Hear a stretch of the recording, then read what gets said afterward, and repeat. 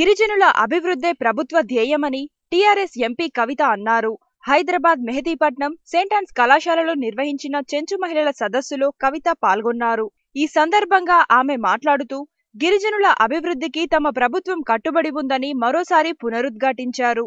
గత ప్రభుత్వాలు గిరిజనులను పట్టించుకోలేదని కవిత ఆగ్రహం వ్యక్తం చేశారు.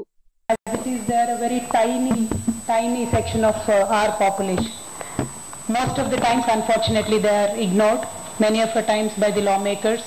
Although Constitution gives them every right, protection and everything, there many times their rights are never kept up. But then women, as I would like to call them, not like to call them, but I would describe their situation as slaves to the slaves, you know. Tribal men are ignored in many ways and tribal women are never even talked about. But I truly appreciate your initiative, madam. You have taken it up to talk about a very marginal tribes called Chenchus and their women in particular.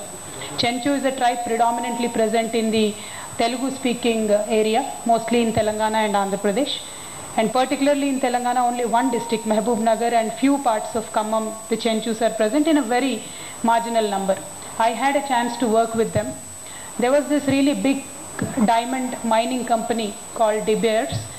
They had acquired a permission, and because they had acquired a permission, our government as usual was trying to drive away these tribals and letting them mine for the diamonds.